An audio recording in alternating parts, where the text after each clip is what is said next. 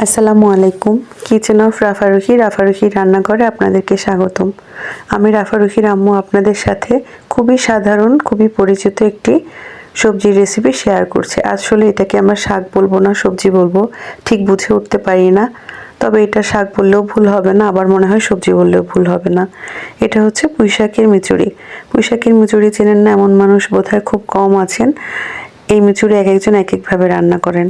আজকে আমি আপনাদের সাথে এই মিচুড়ি রান্না করে দেখাবো। এখানে আমি পুঁইশাকের মিচুড়ি রান্না করার জন্য নিয়ে নিয়েছি বেশ কিছু পুঁইশাকের মিচুড়ি।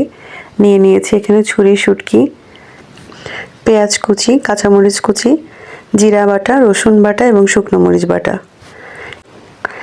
এই পুঁইশাকের ফল বা পুঁইশাকের মিচুড়ি রান্না করার জন্য আমি একটি কড়াই গ্যাসের উপরে দিয়ে দিয়েছি। যখন কড়াইটা গরম হয়ে গেছে সেই পর্যায়ে আমি সেই কেটে রাখা ছুরি শুটকি মাছগুলোকে চুলায় দিয়ে টেলে নিচ্ছি। এই ছুরি শুটকিগুলোকে টেলে নিলে এর থেকে যে বাজে গন্ধ সেটা বের হয় না।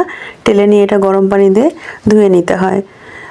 ছুরি শুটকিটা টালা হয়ে গেছে। এখন আমি বেশ কিছুটা পানি দিয়ে, পানিটা যখন হালকা ফুটে এসেছে তখন অফ করে দিয়েছি। গরম পানি দিয়ে আমি ছুরি মাছগুলোকে অনেক বেশি কষলে কষলে ধুয়ে নিয়েছিলাম। এখন কড়াইতে আমি পর্যাপ্ত পরিমাণ তেল দিয়ে দিচ্ছি। তেলটা যখন গরম হয়েছে সেই পর্যায়ে আমি সেই পরিষ্কার করে ধুয়ে রাখা ছুরি মাছগুলোকে ভেজে নিচ্ছি। ছুরি মাছগুলোকে পরিষ্কার করে গরম পানি দিয়ে ধুলে খেতে ভালো লাগে এবং আষ্টে গন্ধটাও আসে না। এবার আমি মাছগুলো যখন কিছুটা ভাজা হয়েছে তখন কুচিয়ে রাখা পেঁয়াজটা দিয়ে দিচ্ছি।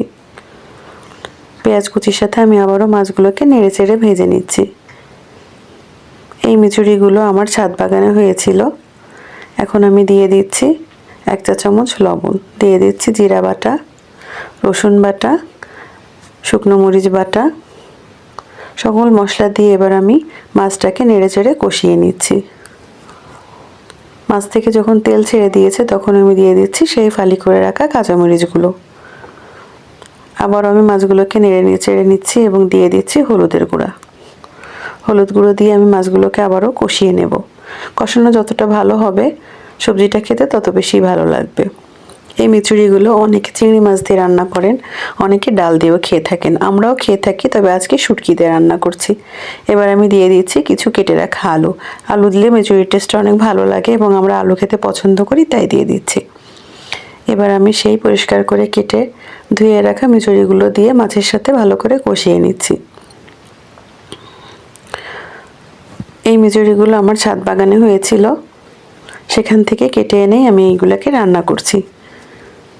এগুলো সার ছাড়া, এগুলো খেতে অনেক বেশি ভালো লাগে। একে একে আমি সমস্ত মিচুড়িগুলোর সাথে মাছগুলোকে নেড়ে চেড়ে ভালোভাবে কষিয়ে নিব।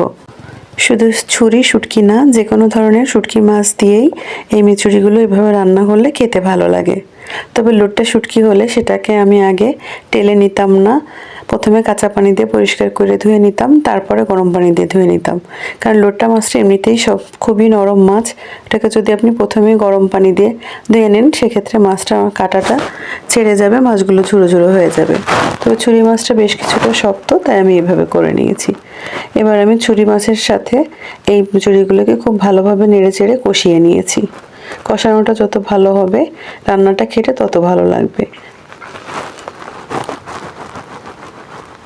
এবার আমি আবারও একটু ঢেকে দিয়ে কষিয়ে নিচ্ছি। আবার আমি মাছটাকে উল্টে পাল্টে নেড়ে নিব। অনেক সময় এই সবজিটা যদি আপনারা একদম লো ফ্লেমে রান্না করেন সেই ক্ষেত্রে বাড়তি পানি ব্যবহার না করলেও হয়, কিন্তু আমি এখানে একটু নরম নরমই পছন্দ করছি, তাই অল্প পরিমাণ পানি দিয়ে মিচুড়ির সাথে মিশিয়ে ঢেকে রান্না করব। ঢাকনা খুলে আমি আবারও সবজিটাকে নেড়ে চেড়ে দিচ্ছি। রান্নাটা আমার প্রায় হয়ে এসেছে, আর খুব বেশি সময় রান্না করতে লাগবে না। যখন এই ঝোলটা শুকিয়ে যাবে এবং মিচুড়িটা সিদ্ধ হয়ে যাবে সেই পর্যায়ে আমি গ্যাসটা অফ করে দিয়েছি। এই তো আমি এখন মিচুড়িগুলো পরিবেশন করে দেখাচ্ছি। পুঁইশাকের মিচুড়ির এই রেসিপিটি যদি আপনাদের ভালো লেগে থাকে প্লিজ আমার চ্যানেলটিকে সাবস্ক্রাইব করে দিবেন, লাইক, কমেন্ট, শেয়ার করে আমার পাশে থাকবেন। আসসালামু আলাইকুম।